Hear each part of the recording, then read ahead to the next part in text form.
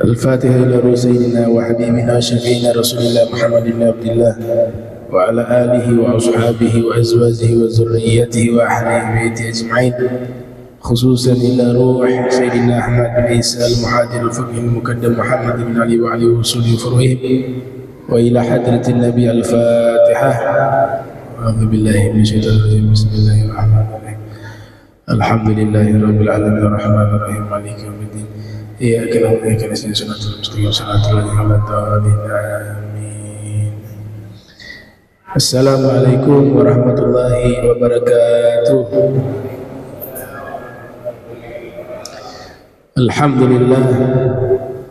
الحمد لله الذي هدانا للإسلام وشرع لنا أفضل الشرائع والأحكام. أحمده سبحانه وتعالى على آلائه الجسام ونعمه العظام. أشهد أن لا إله إلا الله وحده لا شريك له الملك العلام، وأشهد أن سيدنا محمدا عبده ورسوله سيد الأنام، وعلى آله وأصحابه والأئمة الأعلام. أما بعد، سبحانك لا علم لنا إلا ما علمتنا إنك أنت العليم الحكيم. ربي اشرح لي صدري ويسر لي أمري واحلل عقدة من لساني يفقهوا قولي وسدد لساني واهدي قلبي بحق سيدنا محمد صلى الله عليه وآله وسلم. يا من هو في علوه كائن، يا من هو في الفعل حميد، يا من هو مجرمة. اللهم أكرمنا بنور الفهم وأخرجنا من ظلمات الوهم وارزقنا فهم النبيين وحفظ المرسلين وإلهام ملائكة المقربين. ربنا زدنا علما وفهما وأكرم أكرم الأكرمين بحق سيدنا محمد خاتم الأنبياء والمرسلين يا رحمن الرحيم. وصلى الله على سيدنا محمد وعلى آله وصحبه وبارك وسلم والحمد لله رب العالمين. قال المصنف رحمه الله ورضي الله تعالى عنه وأرضاه ونفعنا به وبعلومه وأمدنا بأسراره وأعاننا من بركاته في الدارين. رضي الله عنكم إلى أن قال: قراءة سورة الناس والتعوذ من همزات الشياطين. Alhamdulillah, puji syukur kehadirat Allah, salawat dan salam senantiasa tercurahkan pada junjungan mulia Nabi tercinta Nabi Muhammad sallallahu alaihi wa alihi wasallam beserta seluruh keluarga beliau, sahabat beliau dan umat beliau yang senantiasa melaksanakan ajaran beliau hingga akhir masa nanti. Masih melanjutkan tentang sunnah, ya, baqiyatus sunan atau sunnah-sunnah yang berkaitan dengan azan.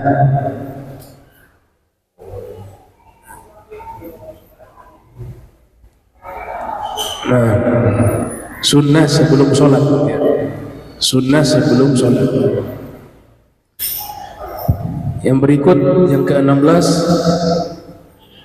qiraatu suratin nas wa ta'awudz min hamazatis syayatin.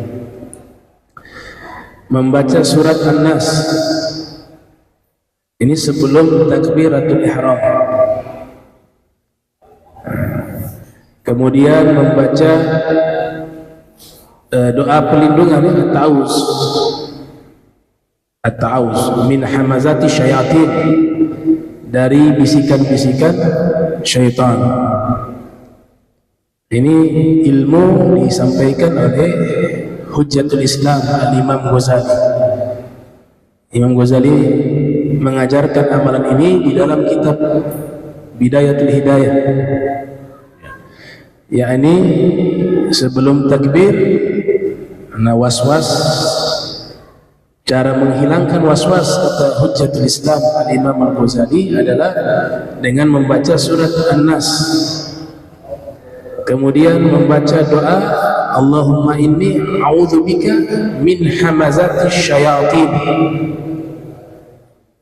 Jadi ketika kita sholat, Sebelum takbir itu syaitan tetap masih terus menggoda. Sejak kapan dia menggoda? Sejak kita berwudu. Makanya disebut dengan walhan. Tugas setan itu dinamakan setan walhan. Yuwaswisu fi sudurin nas. Dia buat was-was. Indikator orang sedang dipermainkan oleh syaitan tersebut ketika berwudu, selalu lupa urutan. Tadi ulang lagi. Itu. Nah, itu kena was-was. Begitu juga ketika takbir ihram, takbiratul ihram berkali-kali, Allahu Akbar. Bongkar lagi, Allahu Akbar. Takut belum niat tadi atau salah. Nah, itu indikator sedang dipermainkan oleh walhan. Imam Ghazali mengajarkan cara mengantisipasinya dengan membaca surat An-Nas dan doa Allahumma inni a'udzubika min hamazatis syayatin. Ya Allah, aku minta perlindungan darimu dari bisikan-bisikan syaitan, dari was-was yang dibuat oleh syaitan. Insyaallah itu kalau dilakukan kita tidak terkena penyakit was-was. Ya. Nah, surat An-Nas ini ya surat paling akhir di Al-Quran. Surat yang paling akhir di dalam Al-Quran adalah surat An-Nas. Dibaca surat An-Nas untuk menghilangkan was-was, karena kandungan surat An-Nas di situ juga adalah mengabarkan ada yang namanya syaitan yang membisikkan. Ya, qul a'udzu birabbin nas, malikin nas, ilahin nas, min syarril waswasil khannas. Namanya khannas, syaitan yang sembunyi. Nah, Imam Al-Aini ketika mensyarahi hadis inna syaitan la yajri majra dam ibn Adam fadayyiku majarih bil ju' wa fi riwayat bis sawm. Sesungguhnya syaitan itu dia berjalan mengikuti aliran darahnya anak Adam. Ini sebenarnya penjelasan dari Nabi SAW yang menerangkan dari mana sih was-was itu bisa muncul. Apakah syaitannya itu berada dari dalam secara internal, ataukah bisikan itu dari luar, eksternal? Maka dijawab oleh Al-Imam Al-Aini di dalam kitab Syarah Bukhari, Umdatul Qari. Dia bisikan dari luar, tapi masuk lewat pori-pori. Dari pori-pori itulah bisikan itu terbawa oleh darah dan sampai akhirnya masuk ke dalam hati dan pikiran. Itu tafsirannya Imam Al-Aini. Ada yang menafsirkan enggak, dari dalam ya. Khannas itu dari dalam. Yang buat was-was setannya ada dalam diri kita. Makanya diceritakan di beberapa kitab, di antaranya kitab Al-Mawa'idh Al-Usfuriyah, ya, kitab yang membahas hadis Nabi tapi keterangannya, syarahnya itu lewat kisah-kisah. Bagus kitabnya, Al-Mawa'idh Al-Usfuriyah. Jadi setan itu masuk ke dalam diri kita. Kalau orang itu ahli taat, sedikit-sedikit ingat Allah. Mau makan, baca doa makan. Ketika seseorang membaca doa makan, yang setan itu ada dalam diri kita ikut serta makan. Tapi tatkala sudah membaca doa makan, dia tidak bisa makan. Kita yang makan. Begitu juga berhubungan dengan istri. Orang tersebut tidak membaca doa, lupa sama Allah. Mohon maaf, pada waktu itu dia berhubungan dengan istrinya bukan dengan dirinya sendiri. Setan itu hadir di situ. Spermanya keluar juga. ketika seseorang membaca doa terhalangi, tidak bisa. Ini ilmu dari Nabi Muhammad SAW. Nggak dapat lewat kuliah, nggak dapat. Ya, prof, doktor, bidang apapun, ilmu ini khusus dari Nabi Muhammad SAW. Karena nggak bisa dibuktikan secara empiris. Nah, ini sifatnya abstrak. Nabi ajarkan juga kalau ganti pakaian, jangan lupa baca doa. Karena ketika kamu tidak baca doa, kau ganti pakaian, setannya hadir menyaksikan kamu, melihat auratmu. Artinya ketika seseorang zikir, dia dilindungi oleh Allah.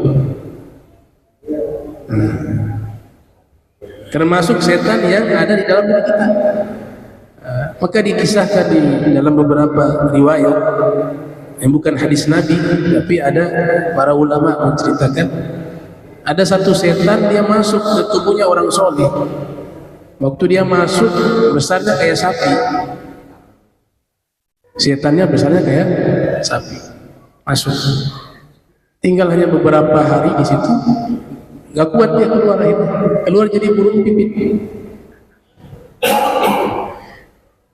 Ketemu dengan sohibnya.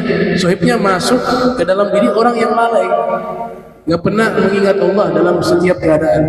Sehingga ketika ini setan ini masuk bentuknya burung pipit, keluarnya jadi sapi. Nah, yang tadi masuk ke dalam diri orang itu berupa sapi besarnya, keluarnya burung pipit jadi kecil. Hanya bertemu dua setan, kok kamu kan awal masuk besar kayak sapi, kok keluar jadi kurus begini ya, seperti burung pipit kecil. Dia bilang, bagaimana saya tidak kurus?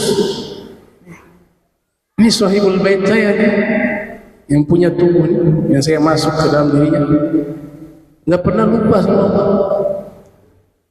Dia ketika mau makan, dia baca doa makan, ingat sama Allah. Saya nggak bisa makan, terhalang. Mau minum, baca doa minum. Segala sesuatu pasti dia ingat Allah, pasti dia berdoa. Akhirnya saya berhari-hari gak dapat makan. Yang tadinya saya besar kayak sapi, akhirnya dikurus kering kayak burung pipit. Kok kamu bisa gemuk padahal kamu awalnya kurus?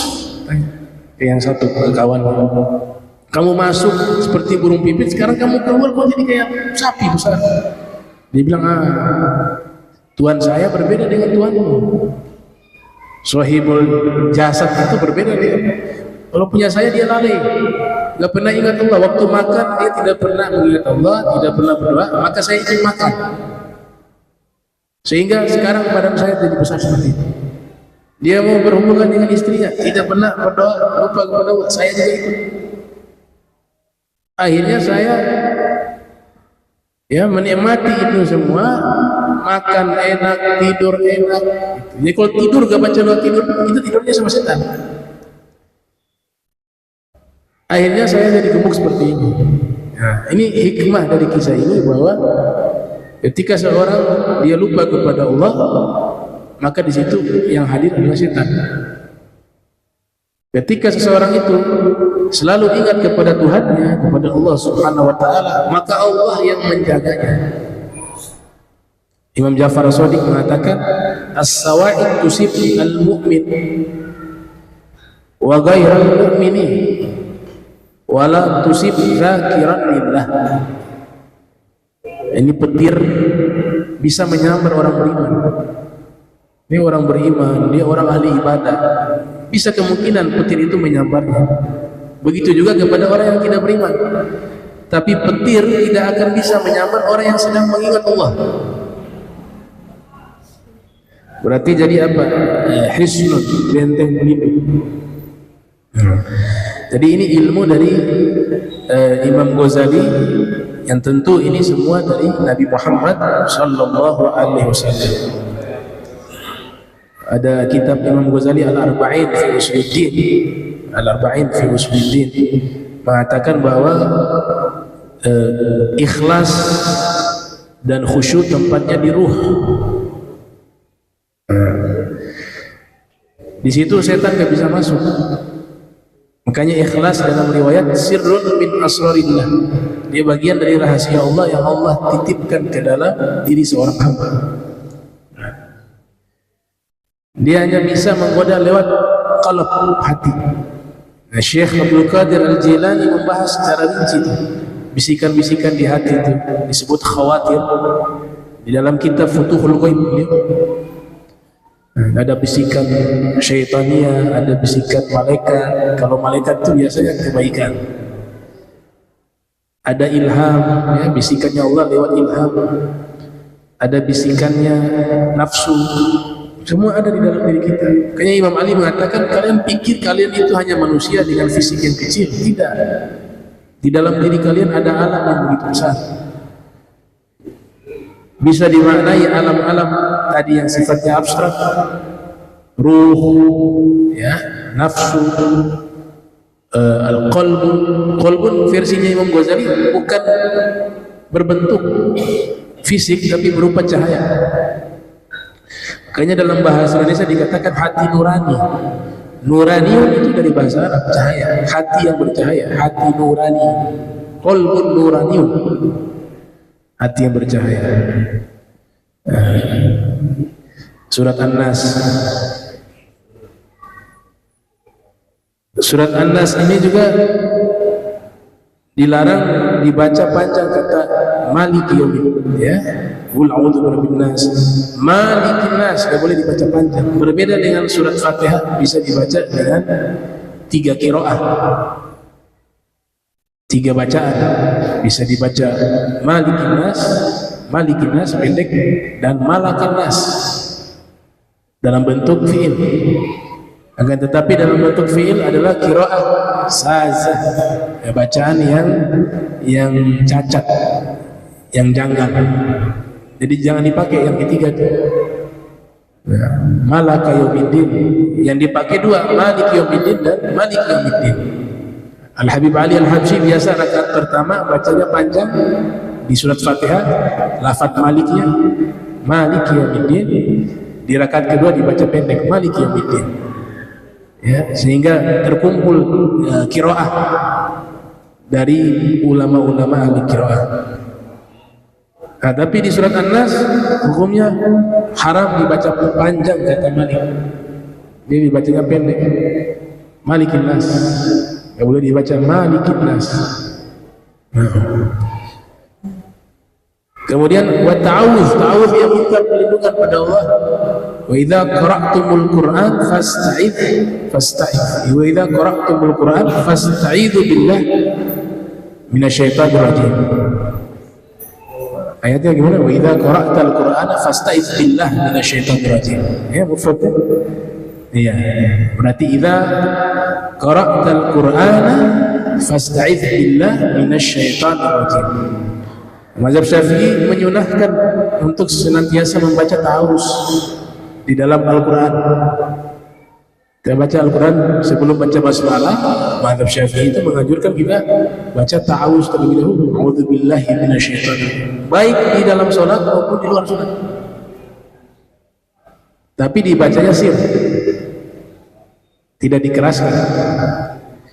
Ada kama zakara Ibnu Allan ketika mensyarahi kitab Al-Adhkar Nawawiyah.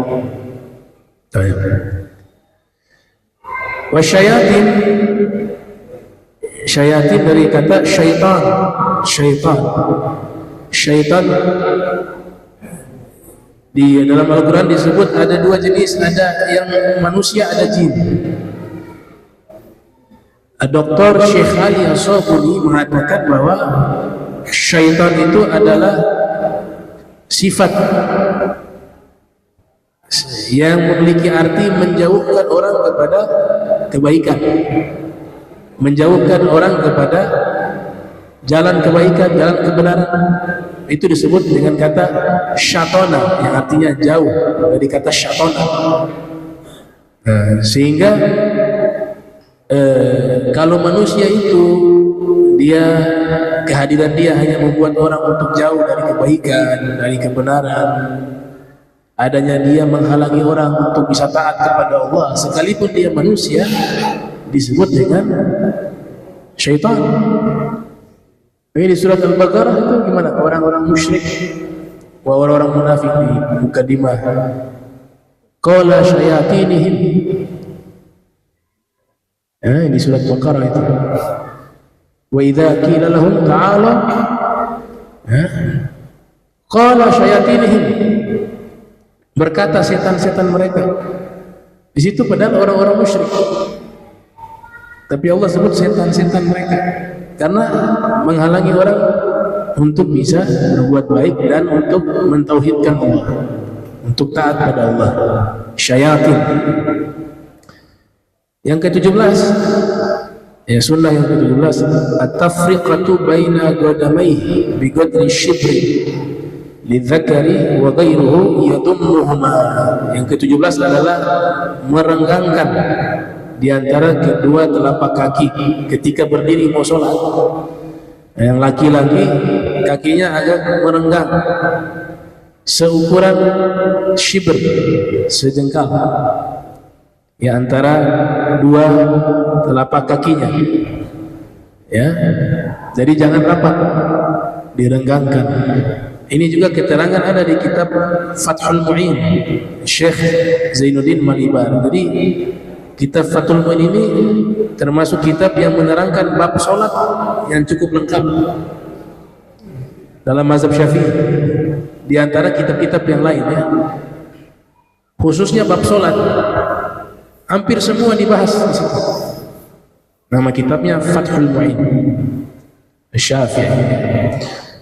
Beliau sebutkan juga di Irsyadul Ibad bahwa ketika sholat kedua kaki kita itu ada renggang seukuran shibr, sejengkal, dan menghadap ke kiblat kakinya, jangan kebuka begini, lurus, usahakan lurus, posisinya menghadap kiblat. Adapun perempuan, di sini katakan shibr lidzakar, ya. At-tafriqatu baina qadamaihi bi qadri shibrin lidzakar, merenggangkan kedua telapak kaki seukuran sejengkal khusus laki-laki. Wa ghairuhu, adapun selain laki-laki yaitu perempuan maksudnya. Wa ghairuhu, selain laki-laki yaitu perempuan, yadummuhuma, kedua telapak kakinya dirapatkan oleh perempuan. Dirapatkan. Kalau laki-laki direnggangkan sejengkal. Sunnah yang ke-18, as-siwaku wal aula an yakuna min araq al-munadda bil ma wa yataharra fihi baqiyata sunani. As-siwak, menggosok gigi.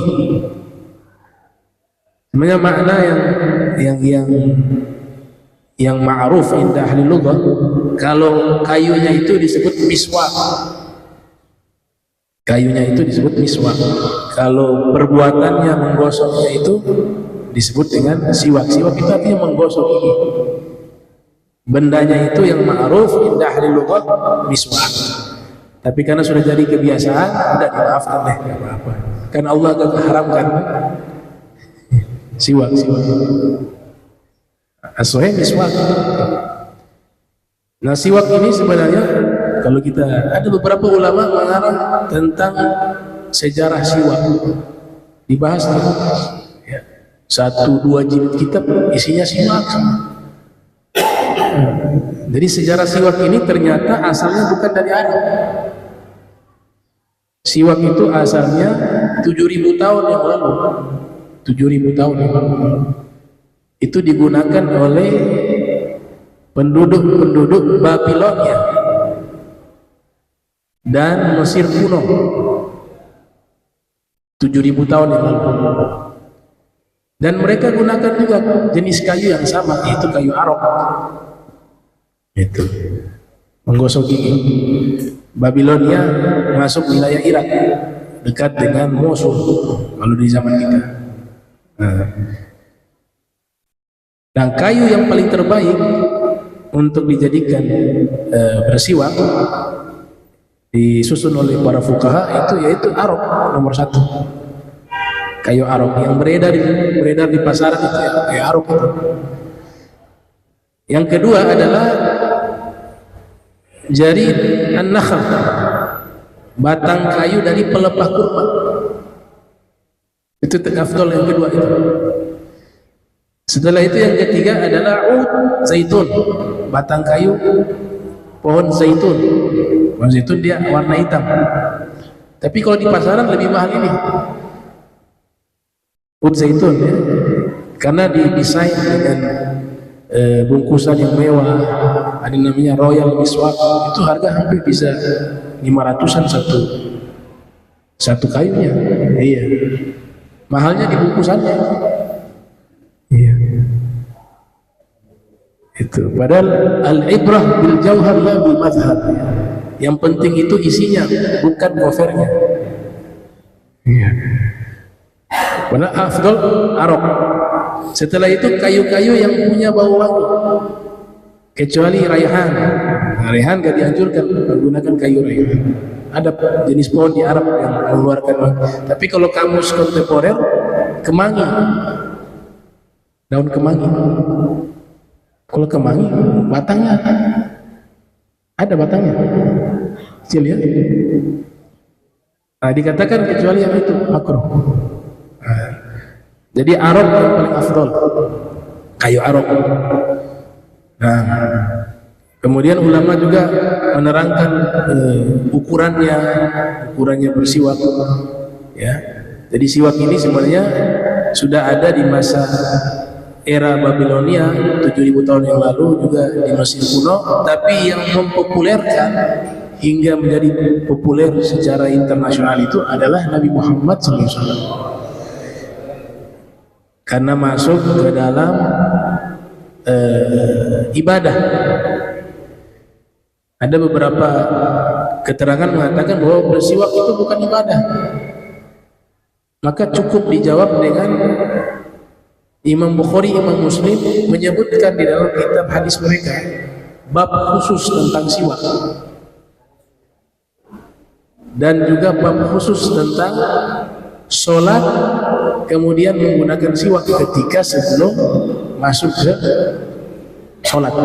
Itu sudah cukup menjawab ibadah, dia masuk ibadah, mustahab, dianjurkan. Jadi Nabi mempopulerkan itu siwak. Nah, ukurannya itu dianjurkan tidak lebih dari siber panjangnya, ya, siber. Jadi kalau kelewat daripada sejengkal, nah itu sudah kurang bagus. Idealnya itu siber, dan tidak boleh kurang dari 4 jari.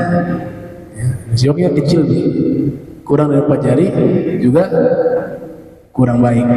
Yang dianjurkan oleh para ulama itu tidak boleh lebih dari sejengkal dan tidak boleh kurang dari 4 jari. Ada ilmunya tuh, kenapa di sini dikatakan ya, bahwa sunnah bersiwak yang paling bagus itu arok. Dikatakan wal aula ay yakuna minal araq al munadda. Munadda artinya yang lembab. Ada diajarkan kita celupkan sedikit di ujung biar dia agak basah. Nah, siwak ternyata yang kita gunakan itu, cara yang ideal itu ketika kita buka dari bungkusan jangan langsung dipakai. Itu nanti cepat kering dia. Makanya beberapa hari sudah kering. Nah, ada yang mengajarkan satu ilmu bahwa caranya adalah setelah dibuka langsung celupkan ke air, didiamkan semalam. Sehingga dia menjadi lembab, tidak mudah kering. Nanti besok harinya baru kita gunakan. Makanya kadang-kadang siwak belum selesai habis sudah kering. Nah, sedangkan dia kalau kering juga ini kadang-kadang berbahaya juga ketika lagi sholat kita bersiwak, ampas-ampasnya ada di dalam mulut. Kemudian ketika dalam keadaan sholat tertelan itu ampas-ampasnya, bisa membatalkan sholat dan juga bisa membatalkan puasa atau sedang puasa. Jadi dicelupkan semalam, ya. Besoknya baru ambil dia. Nah, itu dia lembab, gitu. Lembab. Tapi kalau langsung dibuka kalau di dalam bungkusan masih terjaga. Itu juga kalau waktu yang lama dia ada terkelupas, kering.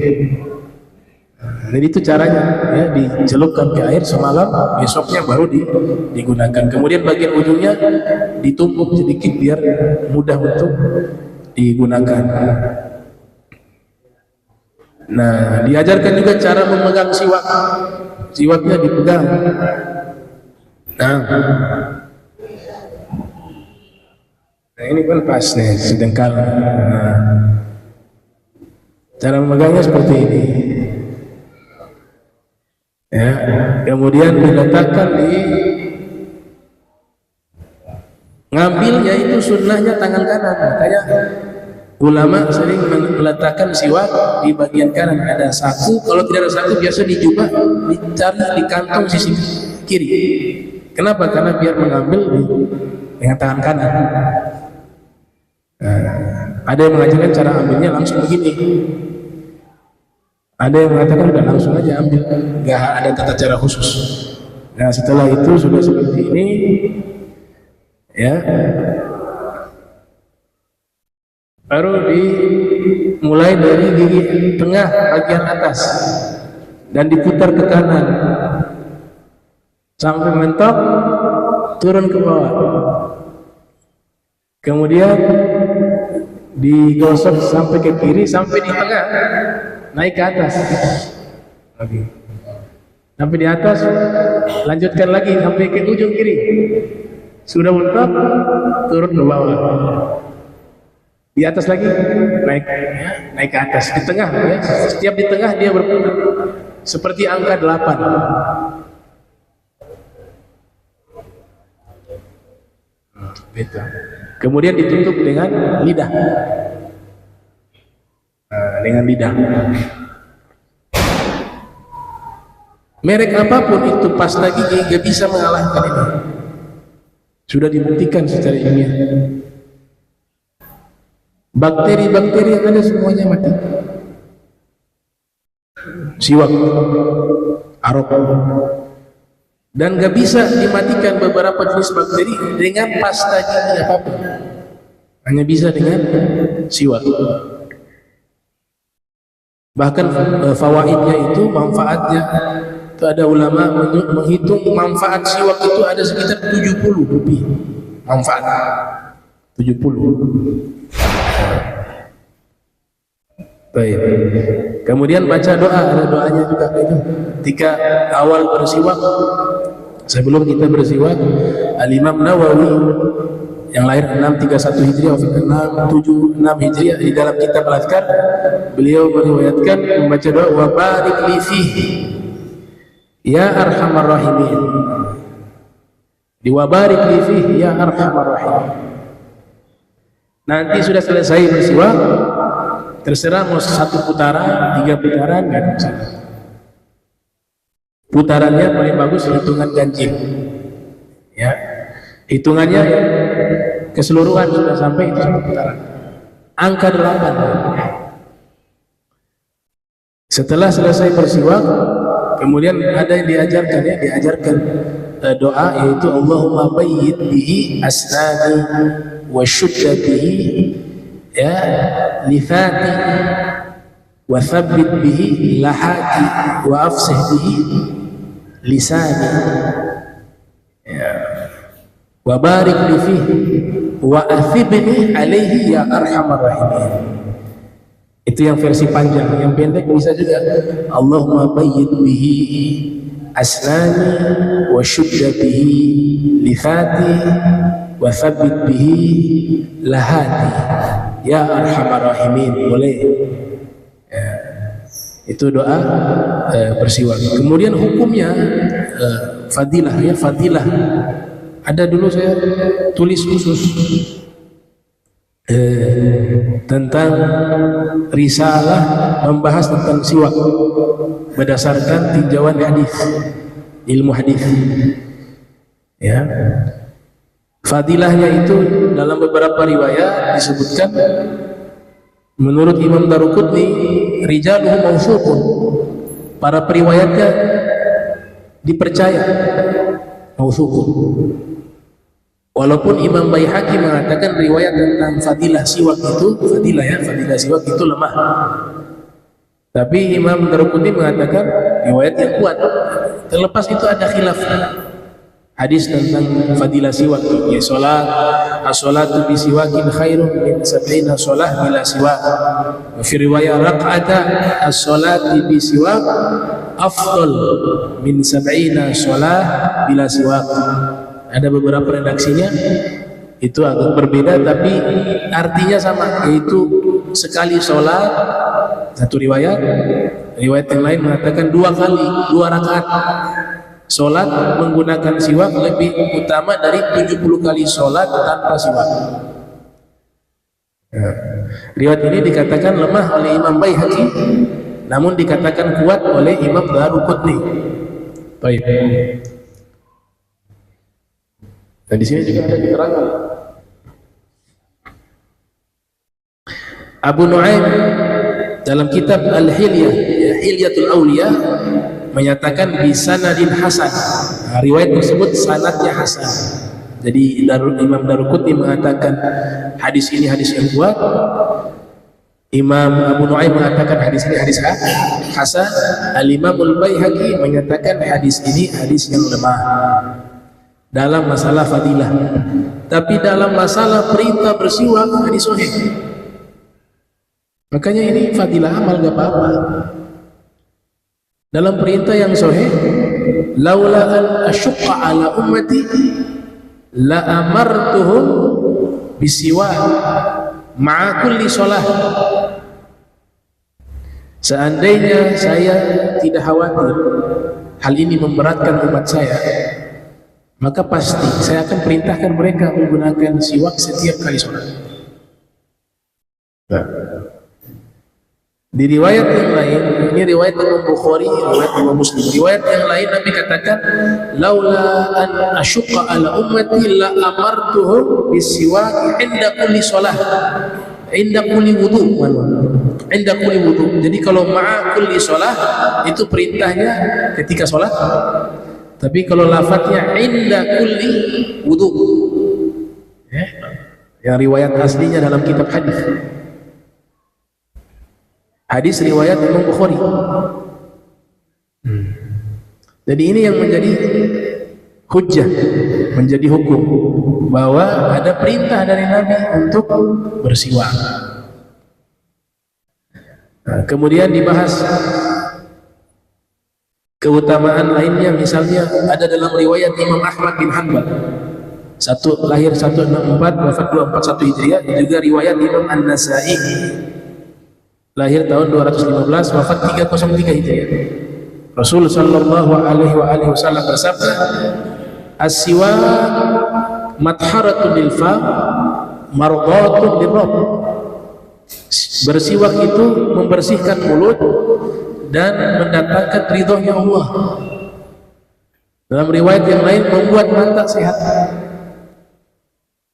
Riwayat yang lain matradatun li syaitan, mengusir syaitan.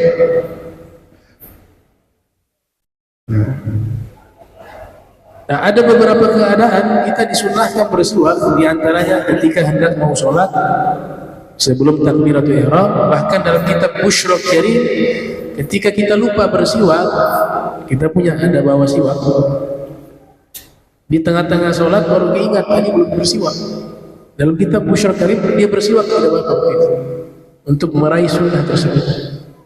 Tapi gerakannya harus diperhatikan, jangan sampai gerakannya hampir 3 kali berturut-turut yang bisa membatalkan sholat. Sunnah berikutnya adalah sebelum berwudu dan sesudah berwudu. Sebelum berwudu dan sesudah berwudu.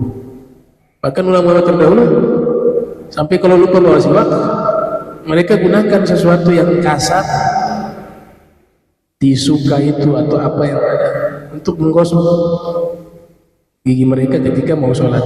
Sampai ada yang pakai baju, dengan baju, ya, artinya punya fadilah.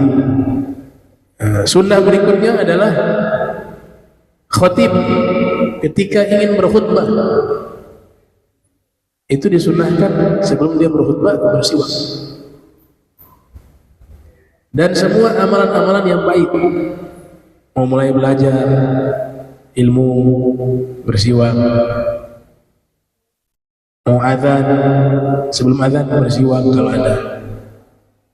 Kemudian juga ketika bangun tidur sunnah bersiwak. Kemudian bangun malam untuk sholat tahajud. Nabi sallallahu alaihi wasallam digambarkan karena Nabi sallallahu alaihi wasallam idza qama minal laili yashussu fahu bisiwak. Nabi apabila bangun di tengah malam, Nabi langsung menggosok giginya dengan siwak, ya. Jadi as-siwak arti aslinya menggosok gigi, tapi sudah menjadi tradisi penyebutannya siwak itu sebagai benda, maka sudah berlangsung sejak lama disebut juga siwak itu bermakna adalah alat menggosok gigi. Jadi maknanya miswak. Kemudian sunnah-sunnah lainnya banyak disebutkan oleh para ulama di dalam kitab-kitab fikih. Ketika aroma mulut sudah tidak enak, maka saat itu sunnah bersiwak. Bahkan menggosok gigi menjadi wajib kalau menghadiri sholat Jumat misalnya, dan itu bau mulut, maka bersiwaknya bukan sunnah lagi, wajib. Lah makan aroma bawang saja dilarang oleh Nabi. Man akala hadhil baqlah fala yaqrabanna masjidana hatta yadhhab rihuha. Tidak boleh masuk ke masjid bagi orang yang memakan sejenis sayuran ini. Jadi ta'wil oleh para ulama diriwayatkan ya bawang, ya. Karena ada satu orang pada waktu itu buru-buru mau sholat di waktu yang sama lapar. Dia ganjal perutnya, dilihat di tempat makan di rumahnya itu hanya ada bawang mentah. Diganjal dari itu paket bawang mentah. Tahu bawang di Arab kan besar-besar. Langsung sholat. Aroma mulutnya mengganggu orang yang ada di kanan dan di kiri. Rasul diwahyukan oleh Allah, yang di belakang ada yang mengganggu untuk bau mulut. Nabi di depan tidak tercium, tapi Allah Ta'ala wahyukan. Kemudian selesai sholat, Nabi menyatakan hadis tersebut bahwa sesungguhnya yang terganggu bukan hanya manusia kalau kalian bau mulut hadir ketika sholat, tapi juga malaikat yang hadir juga terganggu. Kata Nabi SAW. Kemudian Nabi lanjutkan, siapa yang makan sayuran semacam ini, maka jangan masuk ke masjid hadir sholat kecuali bau mulutnya sudah hilang. Sallallahu alaihi wasallam. An-nadhafatu minal iman. Jadi tujuannya menjaga jangan sampai mengganggu orang lain. Jadi kalau hanya bau saja itu, Nabi serius menanggapi bahwa hal itu tidak baik. Bagaimana kalau mengganggu lewat fisik? Dengan menyakiti orang tersebut dengan fisiknya, dengan lidahnya. Ini hanya sekedar aroma, bau tidak enak, sudah mengganggu, wahyu turun. Menanggapi hal ini serius, apalagi menyakiti orang dengan lisannya, dengan tangannya. Indah agama Islam sallallahu alaihi wasallam.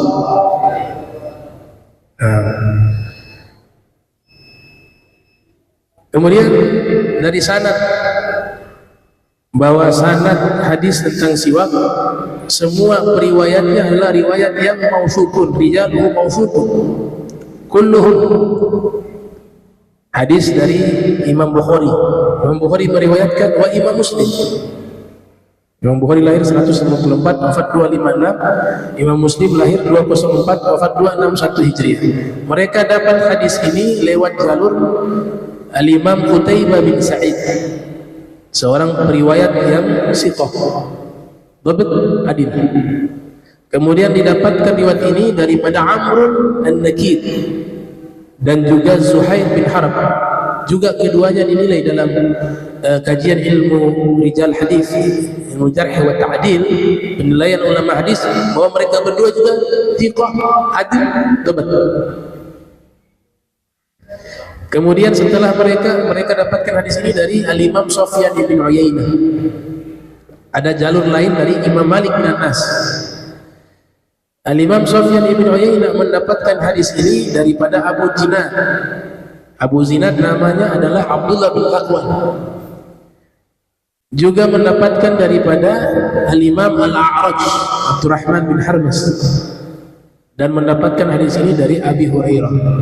Abi Hurairah mendapatkan hadis ini dari Nabi Muhammad sallallahu alaihi wasallam. Jadi dari sisi periwayat sanad ini semuanya orang-orang yang mausuqun, ya, orang-orang yang mausuqun. Maka dijadikan hujjah ini. Kemudian hukumnya, nah hukumnya jumhur ulama mengatakan sunnah bersiwak. Baik mazhab Syafi'i, mazhab Hanafi, mazhab Hambali. Mazhab Maliki menyatakan, terutama Imam Malik, bahwa di masjid beliau gak suka bersiwak, yang dianggap sesuatu yang kotor, kurang layak, bukan kotor ya, kurang layak kata beliau. Makanya mazhab Maliki itu, nah mereka kalau sholat gak pakai siwak, karena imam besar Imam Malik menganggap ketika di masjid jangan bersiwak. Itu fatwa dari Imam Malik, dan itu termaktub di dalam kitab At-Tahsil karangan kakeknya Ibnu Rushd yang juga mazhab Maliki. Juga dalam kitab Al-Madkhal fil Madhhab Maliki termuat pendapat tersebut, ya. Jadi ada 3 pendapat kalau kita tarik secara umum. Kesimpulannya bahwa pendapat jumhur sunnah, pendapat Imam Ibnu Hazm wajib. Bahkan Ibnu Hazm itu pendapatnya kalau sholat tidak bersiwak, sholatnya nggak sah. Ibnu Hazm, ya, Imam Hazm ini kan sudah tidak eksis kan, karena beliau menganggap perintah Nabi SAW mengatakan itu, seandainya tidak memberatkan umatku, dianggap sebagai perintah yang wajib. Kemudian Imam Malik mengatakan hukumnya kurang baik ketika bersiwak di masjid. Nah itu beberapa pendapat para ulama. Kesimpulannya bahwa bersiwak itu mustahab, anjuran. Kemudian sekalipun kita gunakan, maka perhatikan jangan sampai ada yang kering dan mengeluarkan ampas-ampasnya. Ya, khawatir ketika lagi sholat tertelan dan itu bisa membatalkan sholat, karena ukuran minimal sesuatu, bukan hanya makanan ya, sesuatu yang masuk ke dalam rongga kita kan, ya, I'anatul Talibin, Syekh Abu Bakar Syato menyatakan sudah lewat makharijul huruf kho, segala sesuatu yang melewati itu maka dia membatalkan sholat ketika sedang sholat, dan juga membatalkan puasa ketika sedang berpuasa. Itu ada dalam kitab I'anatul Talibin Syekh Abu Bakar Syato. Baik. Nah, terakhir ini sunnah ad-dukhul fi shalah bin nasyat wa faragil qalb min asy-syawagil, ketika masuk ke salat dalam keadaan semangat, nasyat. Kalau keadaan malas-malasan walaupun dia salat, itu Allah sifati ya ciri-ciri orang munafik dalam Al-Quran. Salat tapi malas-malasan. Wa faragil qalb min asy-syawagil, dan mengosongkan hati daripada kesibukan-kesibukan. Ya, Al-Imam Ghazali mengajarkan kepada kita, kalau mau sholat itu khusyuk, maka sejak berwudu sudah khusyuk. Wudu itu menentukan. Nabi katakan miftahus sholat al-wudu, pembuka atau kunci sholat itu wudu. Dan itu ditatbik oleh Imam Ali Zainal Abidin, diamalkan, dipraktikkan oleh Imam Ali Zainal Abidin bin Husain. Setiap kali berwudu yataghayyar laun wajhi, warna mukanya berubah pucat. Imam Ali Zainal Abidin punya sifat khosyahnya luar biasa pada Allah Ta'ala. Hanya ada orang bertanya, tiap kali kau berwudu kok muka kau berubah pucat? Jadi beliau sudah khusyuk ketika wudu sebelum melaksanakan sholat. Beliau mengatakan atadruna baina yaday man agu wa unaji. Apakah kamu tidak tahu sebentar lagi saya menghadap kepada siapa dan saya bermunajat kepada siapa? Orang yang sholat itu kan sudah menghadap kepada Allah yang maha besar dari segala sesuatu, dari yang maha besar dari apapun yang kita pikirkan dan imajinasi. Malikul Mulk. Jadi husunya sedang wudhu. Atadruna baina man agum wa unaji. Apakah kalian tahu sebentar ini saya menghadap kepada siapa dan saya bermunajat kepada siapa? Itu Al-Imam Ali Zalabidi yang sholatnya 1000 rakaat setiap hari. Beliau kalau talbiyah pingsan. Talbiyah labbaik Allahumma labbaik. Pingsan.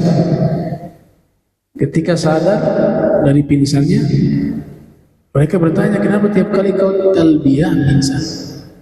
Saya takut ketika saya mengatakan labbaik, saya menjawab panggilanmu, kan begitu. Kemudian ada suara yang membalas, la labbaika wa la sa'daik. Enggak ada labbaik bagi kamu, enggak ada sa'daik bagi kamu. Saya takut Allah menjawab panggilannya tidak ada. Ya, selamat datang bagimu dan tidak ada kebahagiaan bagimu. Itu selevel Al-Imam Ali Zalabidi. Ya. Jadi aulia wassalihin mereka tidak pede, tidak merasa GR dan pede bahwa mereka itu orang yang dekat dengan Allah. Nah, kebalikannya kita ini amalnya baru sedikit sudah rasa jadi wali Allah. Ada kelebihan sedikit padahal kebetulan sudah dianggap keramat. Jadi lihat betul tuh. Tadi saya doa bilang berhenti. Bisa-bisa istidraj juga itu. Kan Dajjal juga bisa begitu. Tapi keadaan aulia wasolin sesungguhnya selalu merasa hina, merasa kurang, merasa banyak dosa dan punya rasa takut kepada Allah luar biasa. Sehingga mengatakan labbaik Allah pingsan. Ini sudah dijamin oleh Nabi Muhammad SAW. Di hari kiamat ada yang menyeru, wahai ahli ibadah, pemimpin ahli ibadah, bangkitlah kamu, kata Nabi. Maka yang bangkit pada waktu itu, yang berdiri waktu itu adalah Al-Imam Ali Zalabidi bin Husain.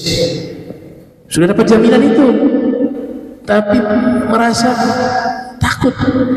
Jangan-jangan saya ini tidak dikenali oleh Allah. Jangan-jangan ketika saya datang mengatakan labbaik Allahumma labbaik, ya Allah saya menjawab panggilan, ternyata Allah membalas la labbaika wa la sa'daika. Enggak ada selamat datang bagimu, enggak ada bahagia bagimu. Nah, ini sifat mulia namanya khosyah. Nah, khosyah ini nanti melahirkan tawadu, melahirkan rasa apa? Takut melakukan penyimpangan. Ya, menjual agama. Ini kan enggak ada khosyah. Ya. Dakwah dijadikan alat mencari popularitas, untuk memperkaya diri, untuk menipu orang. Itu karena sebabnya satu, gak ada khosyatullah. Tapi kalau ada orang punya rasa takut kepada Allah, insya Allah perbuatannya itu selalu pada kebaikan dan selalu merasa kurang dan selalu merasa banyak dosa, banyak salah, sehingga gak sibuk mengurus orang lain, yang dia sibuk mengurus dirinya sendiri. Bagaimana dia agar menjadi orang yang baik di hadapan Allah Subhanahu wa ta'ala. Berapa banyak orang yang dianggap baik oleh manusia, ternyata di hadapan Allah dia buruk. Dan berapa banyak orang yang dianggap buruk dalam pandangan mata manusia, tapi di sisi Allah dia mulia. Seperti Sayyidina Uwais Al-Qarni, mastur fi ahli al-ard wa masyhur fi ahli sama. Di bumi dia tidak terkenal, tapi di langit dia terkenal. Nah, mudah-mudahan Allah Ta'ala berikan kita istiqomah fitah wa ibadah wa talaffuz bil niyat kama takbir, dan melafazkan niat sebelum takbir agar membantu lisan sehingga hadir niat dalam hatinya. Ya wallahu a'lam bissawab. Bismillahirrahmanirrahim. Allahumma shalli ala Muhammad. Allah jama'ana hadha ja'a marhuma wa tafarraqna min ba'dihi tafarruqan ma'suma wa la tajal minna wa la minna shay'an mahruma. Subhanaka bihamdika astaghfiruka wa atubu ilaik. Wa sallallahu ala sayyidina Muhammad wa ala alihi wa sahbihi wa sallam. Wa lafa minkum. Wassalamu alaikum warahmatullahi wabarakatuh. Allahu akbar.